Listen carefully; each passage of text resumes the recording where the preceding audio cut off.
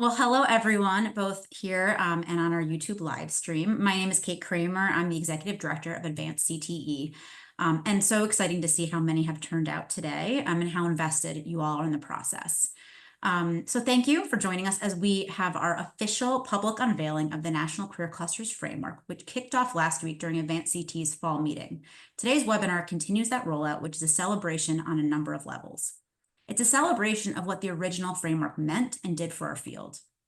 22 years ago, the framework gave us a clear roadmap of how to level up from the stigmas and complicated history of vocational education to a career technical education system that is inclusive of the full world of work, connects secondary and post-secondary systems, and encourages both career exploration and career preparation. As a result, CT provides organized, high-quality experiences that lead to good jobs for millions of learners and improve our communities and economy. Each of you in the room today has helped contribute to making CT part of today's national conversation on the options for strengthening our education system, our workforce, and our economy. Give yourselves a round of applause for that. But a lot has changed in 20 years, and it's time to level up again.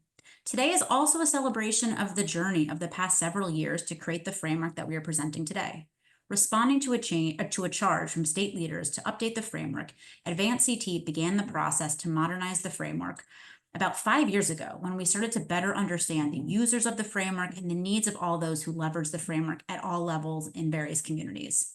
In 2021, we looked at all the ideas we had on what we wanted the framework to mean for the future of CTE. With the help of our board and state leaders, we boiled it down to a one-sentence purpose statement that serves as our North Star for this work. The National Career Clusters Framework provides structural alignment and a common language to bridge education and work, empowering each learner to explore, decide on, and prepare for dynamic and evolving careers. From that one sentence, we created structures and tools to bring all parts of the CT community to the table, provide their experience, expertise, and perspectives on how to design the framework to bring that sentence to life. We had a national advisory committee with leaders from state and local CT systems, industry, workforce, and national partners.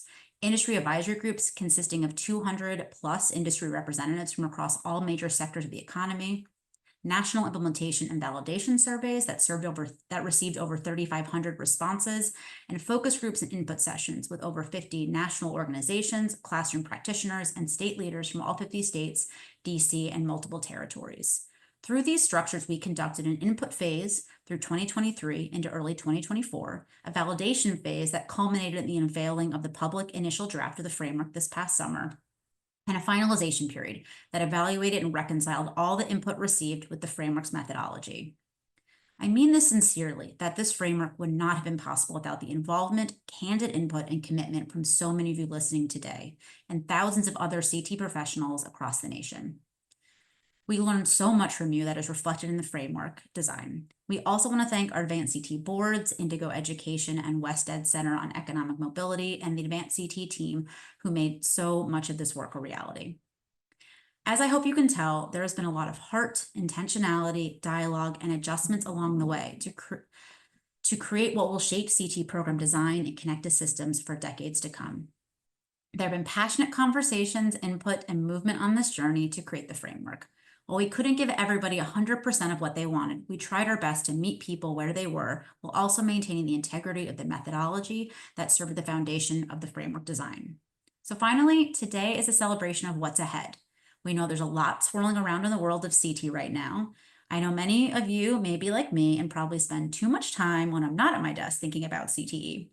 Dan will preview the resources we've developed, and we'll have a panel of leaders to discuss the implementation of the framework. But I charge you to use today's webinar and the next few days to think about the opportunities and what's possible. How a learner can access individualized and interdisciplinary programs of study taught by qualified educators from across the CT continuum that can help them better understand their place in the world of work. So with that, I will turn it over to Advanced CT's Associate Director of State Policy, Dan Hinderleiter, for more information about the framework and to preview our resources. Dan? Thanks so much, Kate. So if you participated in any of our workshops, input sessions, or webinars last spring or summer, the structure of this modernized framework should look very familiar to you.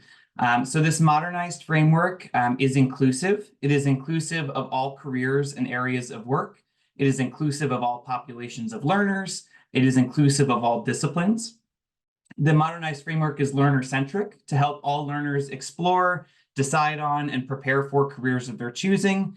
And it's industry responsive. So it's built on federal labor market codes and data and bolstered by the industry advisory groups that Kate mentioned, using the language, descriptions, and words that industry uses to describe itself now and into the future. The Modernized framework, as you can see from the diagram on the screen, is structured as 14 clusters and 72 subclusters, which organize and describe the world of work, bridging back to secondary and post-secondary CTE programs at the state and local level. In recognition of the changing world of work, nothing from the previous framework has been removed, only reorganized. And so every program of study that you might have at your state or local level can be placed somewhere within the framework. We expanded to include major modern industry focuses, so the inclusion of robotics, automation, AI, other advanced technologies across the clusters. And we expanded the breadth of energy, advanced manufacturing, healthcare and human services, and digital technology to encompass more elements that those industries felt important to encourage learners to explore about those given sectors. And we consolidated some sectors to reflect the common entry points into those careers, built around service and caring for one's community in a multitude of ways. 3 of those clusters, as you can see in the gray ring around the outside, digital technology, management and entrepreneurship, and marketing and sales, are denoted as cross-cutting career clusters, which means that their sector can be standalone as one of the 14 clusters, but it can also be contextualized and applied to each of the other clusters, including the other cross-cutting clusters. This could mean an advanced manufacturing student interested in learning how to program manufacturing lines or passionate about digital design, taking a capstone or a work-based learning experience in something more digital technology focused, or conversely, a digital technology focused student interested in the application of their learning having the reverse experience in an advanced manufacturing capstone. Other states have talked to us already about the cross-cutting career clusters as a bridge for academic integration into CTE or the integration of other graduation requirements that their state may already have into CTE programs of study. And we hope that you'll spend time thinking innovatively about how these cross-cutting clusters in particular can be applied to your state or local area.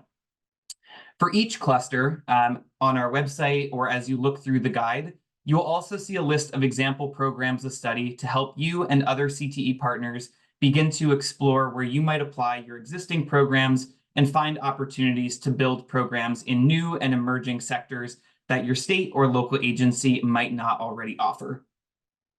While the old framework, which we know is older than many of our CTE learners, was relatively prescriptive with pathways, knowledge and skill statements, and course sequences, this framework is designed to be a bit more malleable and adjustable to your state's needs. As you work to incorporate this new organization into your systems, we invite and encourage you to think critically about your state, local district, or post-secondary institution. Think about how you might want to adjust the framework to reflect the interdisciplinarity of the world of work or to modernize your existing systems. Audit your existing policies and practices to better understand where you might want to make changes. Consider who you may want to consult or collaborate with across learner levels, across agencies, across geographies. Consider those learner groups, industry-based program advisory boards, curriculum and content designers, all those players that you want to talk to meet the needs of and support your learners, reach your state education goals, and to elevate your economies. Released with the framework today, we are also releasing a new section of our website, as you can see here, and a suite of resources that we've developed to correspond to the release of the framework. This new website, careertech.org/career-clusters, and that should be going in the chat now, is now live, and you can explore it as long as you want. That will remain up and available, and we'll continue to update that part of our website as we continue to add more resources and tools. Each career cluster has its own page with more information, including the descriptions and the descriptions of each of the subclusters, as well as the example programs of study for each of those subclusters. And then our suite of resources has plenty of information to get you started. So there's a Career Clusters Basics resource for those less familiar with the framework to help spur your thinking about what's possible. And a brief about a policy white paper and a brief about the interdisciplinary nature of the framework to really help understand what are those push areas and what are the opportunities available with this modernized framework.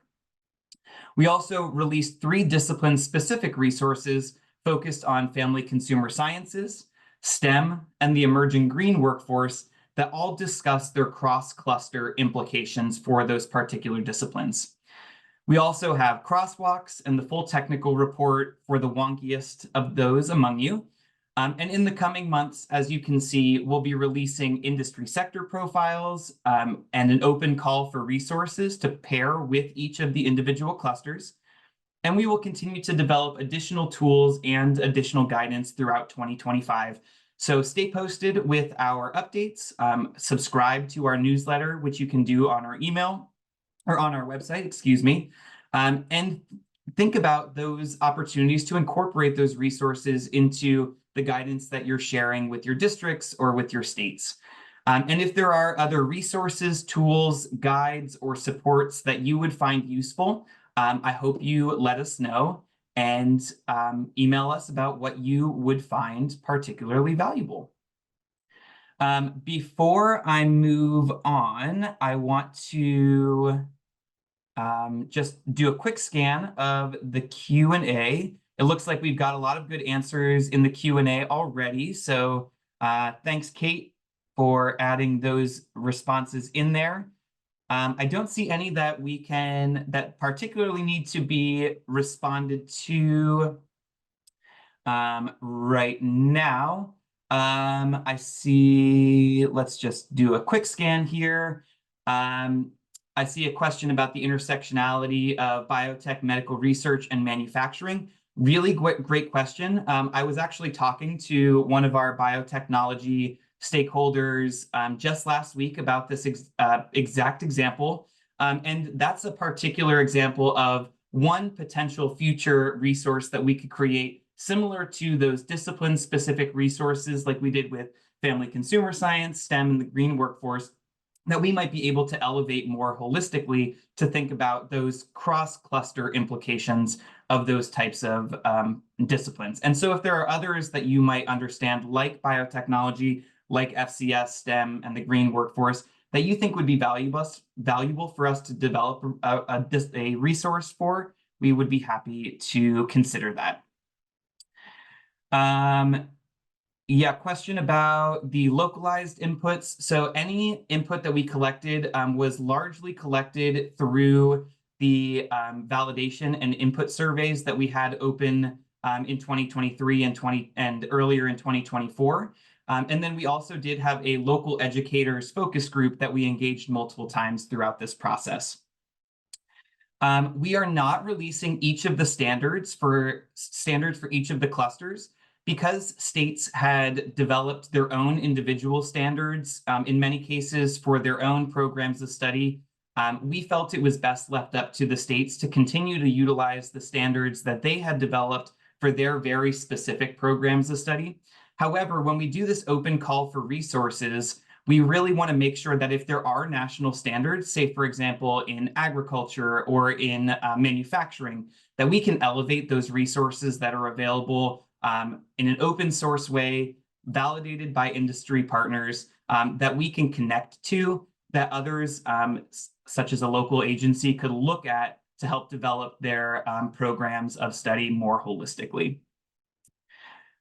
All right, and we will answer a couple more of these questions as we move through the process. The last question that I wanted to quickly answer, we are working with the Bureau of Labor Statistics and ONET to update their systems as well to align with the modernized career clusters as it seems appropriate from their point of view for those particular things. All right, so we want to make sure that we are able to hear a little bit about the implementation of the National Career Clusters framework at a variety of different levels. So with that, I'm going to welcome our panelists for the day to talk more about how they hope to see the framework implemented over the course of the next year and beyond. So first, we've got Dr. Katie Graham. Dr. Katie Graham serves as the state director for CTE at the Nebraska Department of Education and has served in that role since 2018. Dr. Graham also sits on a number of boards, including serving as Advanced CTE's immediate past president and as a trustee for MBA research. Next, we have Dr. Doug Major, who has served as the superintendent and CEO of Meridian Technology Center in Stillwater, Oklahoma since 2008. Dr. Major has received multiple recognitions during his tenure as superintendent. Recently served as the national president of the Association for Career and Technical Education, or ACTE, where he currently serves as the co-coordinator of the ACTE National Leadership Fellowship Program. And finally, Deidre Gwynn, who has decades of experience as a senior leader in both corporate and nonprofit sectors, including as a managing director of operations, director of recruiting programs, and as a real estate professional. Deidre also serves as senior vice president of young professional and collegiate relations with the National Association of African Americans in Human Resources, and also serves on many boards and volunteers her time with multiple service organizations. So let's welcome Dr. Graham, Dr. Major, and Deidre. With that, I'm going to stop my screen share so we can spotlight all of us. Welcome, welcome. So I'm going to ask each of you to come off mute, turn your cameras on as you see fit, and we will start some of our questions. So our first question is really just about the excitement that you all have about the framework. I'm going to start with Katie. So Katie, I know you've been involved with this process from the beginning, so I'm going to go a little off script with our question. Can you first share a little bit about your experience in this initiative and just kind of what this process has been like for you, and then what from the final product excites you the most? You bet. I love it when you go off script, Dan. It's my favorite. Yeah, I was so fortunate to have a few different roles in the development of this framework from the beginning. Certainly, as president of Advanced CTE at the time, I was able to work with the board and Advanced CTE staff to really just think through the approach, timelines, ensure how all stakeholders would be able to be actively involved, throughout. I also, because of that position, was able to serve as chair of the National Advisory Committee that guided the modernization. That was a really cool opportunity to work across so many different sectors and with so many different folks. And really, the goal there was to keep the table as wide open as possible, right? Making sure we gave everyone involved in creating this high quality, involved in high quality CTE, a voice in the process. And we heard from so many people, which was great. I know thousands contributed directly to Advanced CTE. Personally, I probably had 100, 200 emails, and it was just really great to be engaged with so many different folks across the country. And then you asked what excited me most, I think, about everything. Gosh, so much excites me about the new framework. But I guess from a state agency perspective, I think the Modernized Career Cluster is going to be a game changer when we think about revamping CTE delivery models. It definitely provides more flexible and future-focused structures that align so much more closely with the rapid changes we're seeing in industry and tech. So this framework will allow states like Nebraska, to better align our CTE programs with emerging sectors, making sure our students are acquiring those skills that employers are seeking. It also really emphasizes, data-driven decisions, which certainly will help us allocate resources more effectively, focusing on programs that are going to drive the most significant outcomes for students and our regional economy. So overall, I think especially with the cross-cutting clusters, which might be a question for later, the framework is just going to give Nebraska and our state and therefore all of our learners just more options to personalize their CTE programs, which hopefully will lead to increased involvement and participation in CTE programs. Great, thanks, Katie. Doug, same question. What is it about this final product that really excites you, especially as a local and national leader? I think as we look at the new framework, what I'm excited about is the modernization of the terminology. In the old world of work map that we used 22 years ago, as we talked to students about what they were interested in, we talked about things like data, things, people, or ideas, and that's kind of where we started the reference. The new system starts with a sense of purpose and a sense of community impact. And so as the framework leads individuals through the different possibilities, it uses terms like creating and experiencing, building and moving, cultivating resources, caring for communities, and investing in the future. Those are all more engaging terms that I think realign with how our youth thinks today. And so from a program standpoint, the new model better fits with how we make connections for the learner and the educator and the employer. And so I'm really pleased with the sequencing part of that and have a lot of hope for how this model is going to enhance education and career tech. Great, thanks, Doug. And Deidre, same question from your perspective, both from the field as an employer and also as an HR professional. What is it about this modernized framework that really excites you?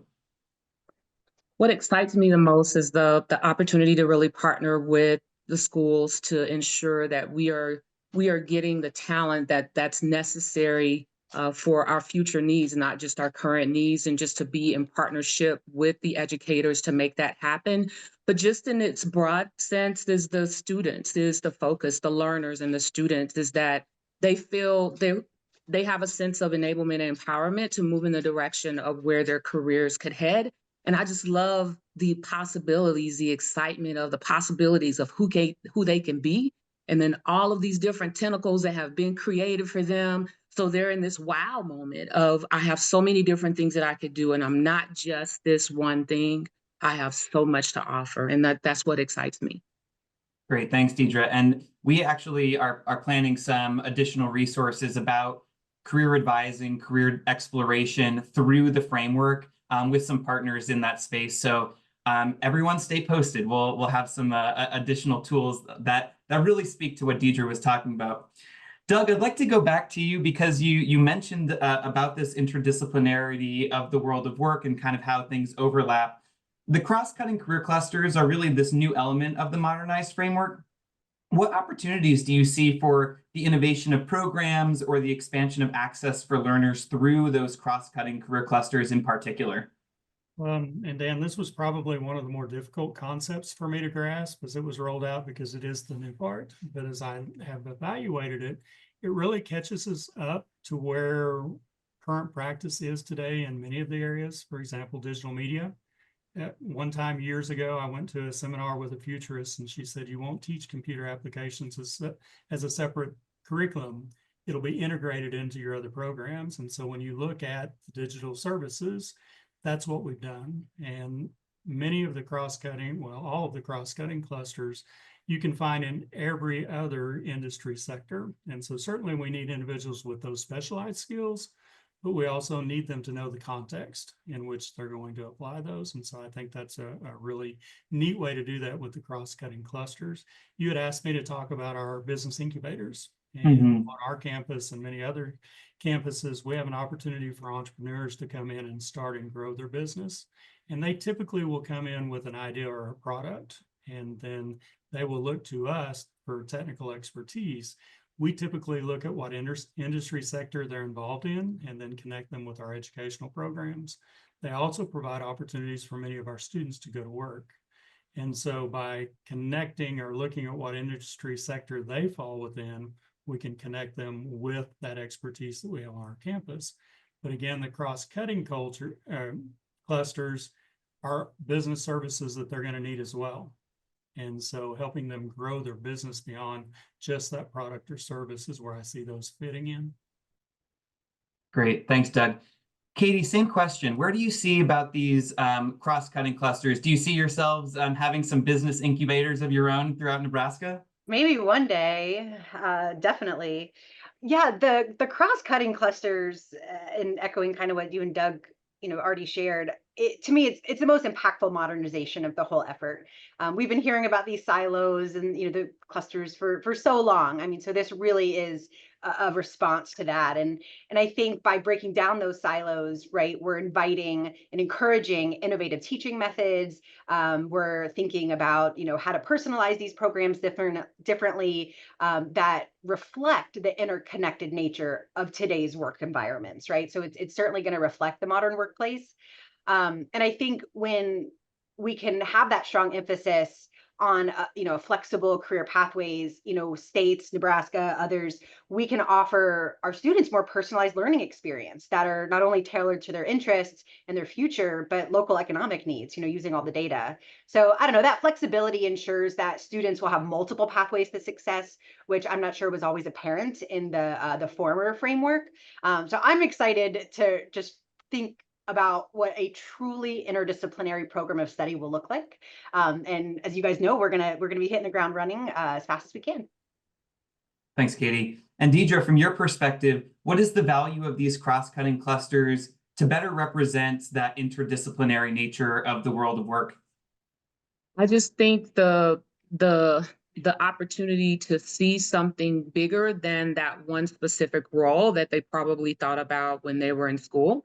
So I'm only thinking about myself as doing this one thing, when in actuality, if I want to be a real estate professional, I need to know marketing, digital marketing. I need to know how what's going on with construction. I need to know the economic development initiatives and public policy that's happening in my community, because that's driving people to the community to want to purchase homes. The green cluster that you have there within the construction side of things, just also the drivers of all of those roles there with plumbing, electrical, HVAC, all of those careers are in demand and needed last year before. So we are in an in-demand space with those careers, but oftentimes do we even put those careers in front of our talent? And I just think there's so much to offer them and so many possibilities in how they think about themselves. So I just love the interconnectedness of everything. Great, thanks, Deidre. And I'd like to stay with you for a little for a second here, because you mentioned before about how this can help to start engage employers in that conversation about connecting back to education. So in reviewing the modernized framework, what are your thoughts about how these changes can help employers and other external stakeholders really start the conversations with educators in school systems, including thinking about that updated language? How can that help with hiring conversations, or helping HR professionals better understand the value of CTE more broadly? Great question, Dan. I think the big thing for us as HR professionals is we are thinking of ourselves as strategic partners. And in that space, we have to think about our economic development and our industries and what's driving our industries and where our industries are headed, and not just for today, but 15, 20 years from now, and what the talent is that's needed to fill those future gaps, not just what we need for today. And so in partnership with CTE, which I love the fact that we've kind of already been doing some of the spaces that we've already been partnering with our educators, because we want the students coming out to be engaged with who we are and what we do, and to see the value in coming to work for us, because it's a talent pipeline for us, right? So there's a benefit there. And then to be able to give input to the educators to say, hey, these are some things that are coming down the pipeline. This is some talent that we're going to need, and even offer our support and our services, have our leaders go in and be subject matter experts in the classroom and help facilitate some of those conversations and bridge the gaps with, what's being taught today.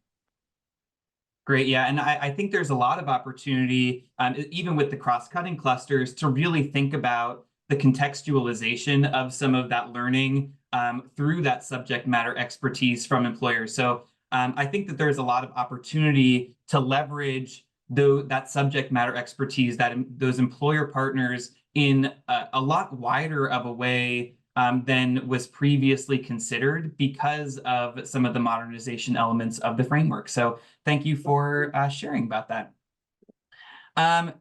For Katie, I've got a specific question for you in particular.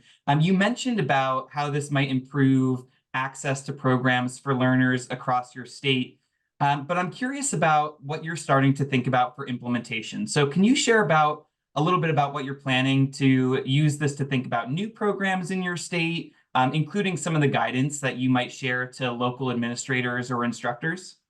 Yeah, great question. We definitely don't have that all figured out quite yet. But I do want to look back to like how we implemented it the first time. I think that's really helpful. So when the career cluster framework came out, Nebraska really saw this and still do see it as foundational, to building a strong CTE program and system. So when it was released, we worked with business leaders and educators to develop something that made sense for our state, right? And it has infused itself into so many things, from how we license educators to alignment with our career development model and so much more. So this time we plan to take a very similar approach, engage key stakeholders, especially business leaders, educators, learners, to modernize our version, because it is slightly different than the original one, to make sure it's in alignment both with the national framework, but also our state and local labor market data priorities and systems. So we want to make sure our CTE programs not only are relevant and high quality, but are aligned directly with the needs of today and tomorrow's workforce. So we will plan to use that updated framework to update what we call our state model programs of study, which we create at the state level with a lot of engagement, and then we develop course-based standards. So that's really, I think, where our opportunity is. So we do that every 5 years. So this coming a year from December is when we will begin redeveloping, updating all of our programs of study and standards. So we are hopeful to have our updated career cluster framework for Nebraska modernized by that time, to really build coherence and plan for implementation, as we identify not only programs and new programs, but flexibility within programs, which is really where we get excited. So then guidance to locals and to schools, of course, will be probably similar to how we leverage the framework now, which really is at the foundation for how we deliver CTE. So with the new flexibility, I think that we'll build together. I think that's really where we'll also build out the guidance and lean in to provide technical assistance and just making sure learners have the most options and the most information as possible. Great, thanks, Katie. And I know that you've been having some conversations with other state leaders as well to think about how you can work collaboratively to really kind of explore a lot of those opportunities and share some of those promising practices like the ones that you mentioned. This is a question for Doug in particular, because I know that we've gotten some questions about what this means across learner levels. Meridian Tech serves learners from across a variety of learner levels. So can you share a little bit about what alignment might mean at the local level, particularly for post-secondary or adult learners who haven't historically seen themselves in the framework? Okay, let me though start with the traditional students that come through, and we serve both high school students and adults, but we start working with students on career exploration at very early grades. And in fact, in Oklahoma, like many other states, all of our students are required to have an individual career academic plan that allows them to identify possible careers and then plan their academic coursework based around that plan. And so I think this framework provides that common terminology for our K-12 educators who traditionally or historically weren't those who were tasked with providing that career guidance.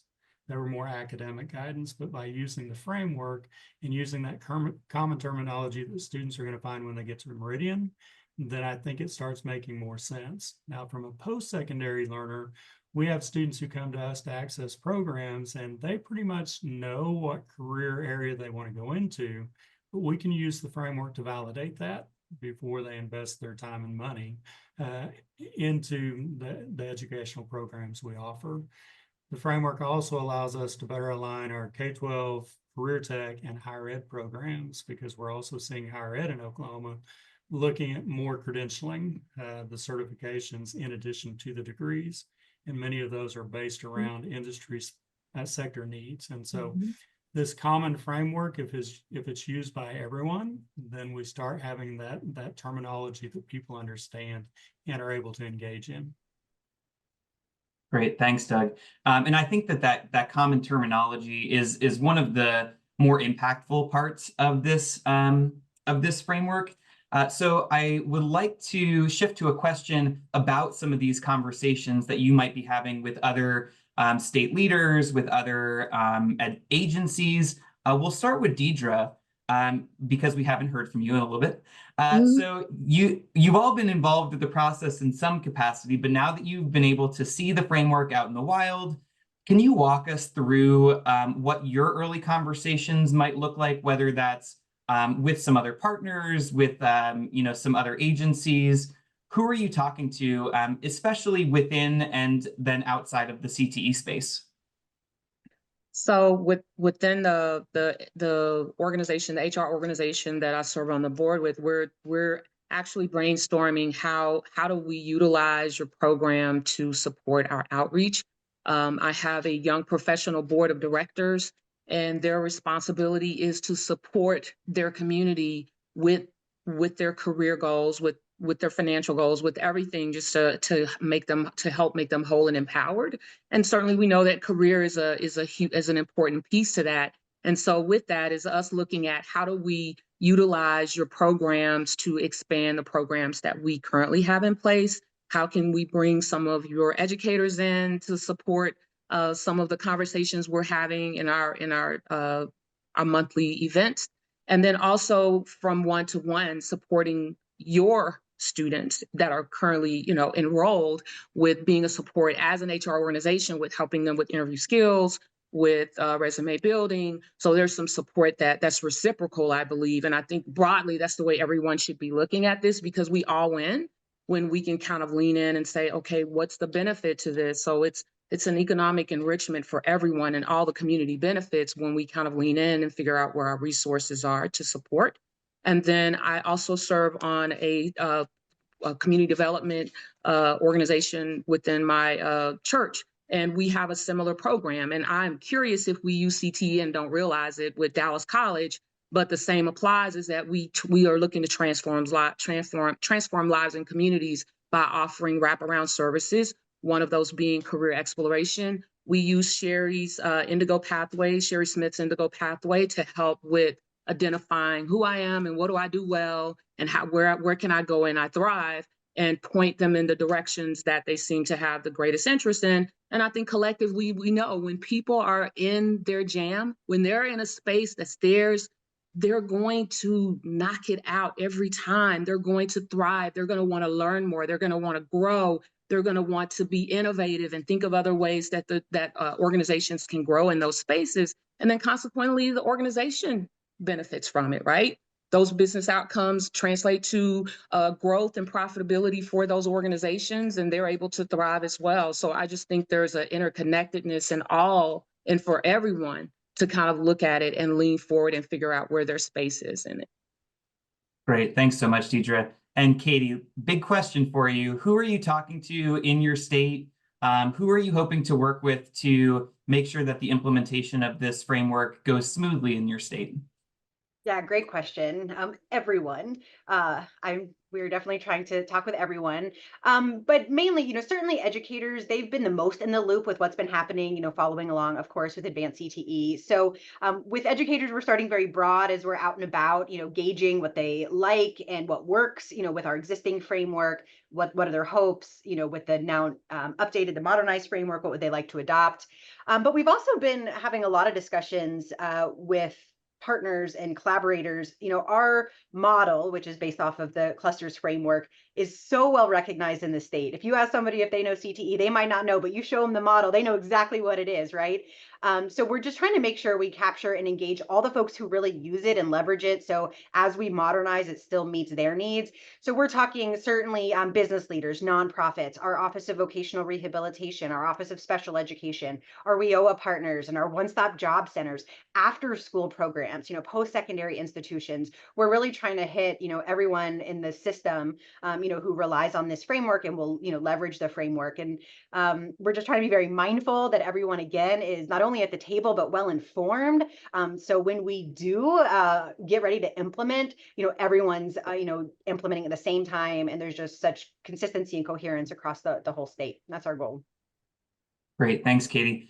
I'm going to pitch this question to everyone because we got a good question in the chat about transitioning between different career opportunities. How do you all kind of see this framework helping with the transition between different career pathways rather than setting someone down a particular career path? And anyone is welcome to jump in, although I will call on someone. Well, I'll jump in on that one first. And I mentioned that our goal is to validate the students' career choice that they think. And part of that is through expanding their knowledge of what the options are. And so this framework, I think, allows us to look at where they are, where they think they need to be, and not limit them to that, but then to expose them to all the other facets. When you look at the cross-cutting clusters, you can see that, okay, you have an interest in IT, but is it a specialization in agriculture or in healthcare? And so I think, again, it goes back to opening that dialogue up that this is not limiting. You're not having to choose one and stay, but you may come here thinking that you want to go into a healthcare industry, but once you get into it, realize you didn't know enough about it to make that right choice. And so part of our responsibility is to help validate whether you're in the right program, or using this again as a conversation tool, say, what else might we look at for you? Great, I'll thanks, Doug. piggyback. Katie. Yeah, I'll piggyback just on what Doug was sharing at the end there of, transitioning if they're still exploring, or if, perhaps there's flexibility. I think one of the other really great modernizations of the framework are the cluster groupings, so kind of that purpose-driven, how are the different industry sectors related to, these larger purpose-driven meta sectors, I think is how you guys, or what you called them. So I think that's a really, really interesting component of career development, also thinking not specific to a task or a function or even a skill necessarily, but how all of those could fit within, larger meaning-driven areas. I think that's going to be a cool opportunity we haven't had before. Great. And Deidre, you've had many roles over the course of your career. What would a framework like this have meant for you to be able to transition and apply those transferable skills between all the different roles that you've had? I was lucky, Dan. I had a great team of sponsors that supported me in my career throughout my career transition. So they saw things in me and said, "Hey, consider this, try this. You're great in these spaces." So I had a lot of energy spoken into me to allow me to be where I am today. I'll say that that's an important piece to this is the mentorship, support. That matters as well because we know a lot as professionals. And so us knowing what we intend, right? And then being able to sit down with someone as they think about what they want to do. It could be that they do want to be a photographer, but they never thought about being a drone photographer. And it could be that they wanted to be a drone photographer, but guess what? You could be a drone photographer in the entertainment industry. So you like entertainment and that's what you want to do. Go in entertainment. Or you want to be in real estate. Hey, we use drones too. So I just think that there's so much connectedness. And again, the word that I used earlier, the possibilities, is that they get to sit down and this light bulb comes on and they just think about all the possibilities, all the different ways that this could go for them. And guess what? If you don't like it, we can pivot to a different place, but we're going to find that spot for you. And so I just love, like I said, the possibilities of everything and the interconnectedness of it. Yeah, I really appreciate those examples that you were able to pull out and highlight.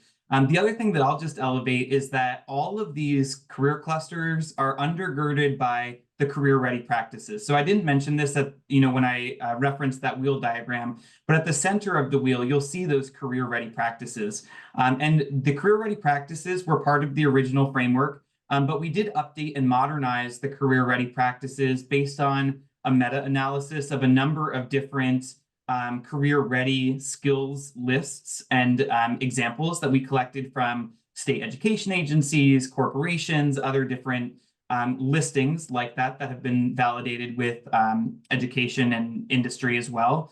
And as part of that modernization process, we included a lot more of the types of digital skills that you referenced, how to be a good steward of your organization.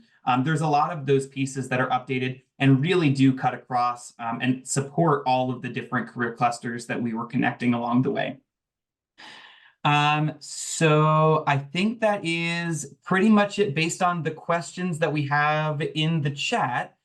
So I will give a big thank you to all of our panelists here with us today. Thank you, Katie. Thank you, Deidre. Thank you, Doug, for your engagement and for your expertise along the way as we've been working through this process. So with that, I'm going to bring back Kate. Let me find Kate. Where are you? And we will start to close us out. Kate, there you are. Hi, Kate. As we are finishing up here, were there any other questions or anything else that you noticed in the chat that you wanted to elevate or just answer? I know that we will be collecting all of these questions that even if we can't get to them today, we'll be adding them to our frequently asked questions document. And this, of course, will be recorded for future watching as well. Well, thank you. And thank you to our panelists. I was half listening and half answering the really robust set of questions. So thank you for everyone for engaging. I think there were a lot of questions around the resources that we'll be creating. We've obviously shared some, but in terms of what will be available for classroom, what will be available to really show how the cross-cutting clusters kind of will come to life through pathways, as well as really building out what are those different careers. A lot of that is available. I know it looks like Stacy put the methodology page, and our technical report actually has a lot of information. Shout out to Emily Pashes on our team who really worked on this document, but it includes also a sample list of careers. We'll pull those out and pull out others. But if you have ideas, suggestions of things you did not see or hear that you think would really be useful to you, either in advocating or really communicating the clusters, or frankly implementing the clusters, please let us know. We have a long list. We're excited to do as much as possible, but if there's something we haven't thought of or haven't prioritized in the next 6 to 12 months, please let us know, because we really want to make sure that we're being responsive to what the field needs and make this as a kind of support both the awareness building as well as the implementation. So that's all. I think we've answered a lot. I'm sorry if we didn't get to your question, but again, send them our way. We'll compile them, and just appreciate the engagement, enthusiasm that you're sharing with all of us about the new clusters. Yeah, I think that's a wrap for us. Kate, you want to close this out? Is there anything else that you wanted to advocate here for? I know that's it's been a long process, so just a big thank you to all of our stakeholders along the way. Yeah, I mean, I would assume many of you, if you came today, are already kind of engaged, but if you're not, really encourage you to go to our website, sign up for updates. We've been doing them really over the past 2 years on a near monthly basis. That will continue as new resources come out, as we've shared the email, careerclusters@careertech.org. I guess the last thing is that if we end maybe 2 minutes early, when you leave the webinar, keep your eye in the browser for a short survey that will help a lot of what we're talking about, getting some of the real-time feedback of what you really need, what you're all thinking about the clusters. So just appreciate your support of Advanced CTE for the clusters, and look forward to welcoming you to a future webinar event. And so until next time, hope everyone has a wonderful rest of the day. And thank you again to everyone. Thanks all. Have a good day.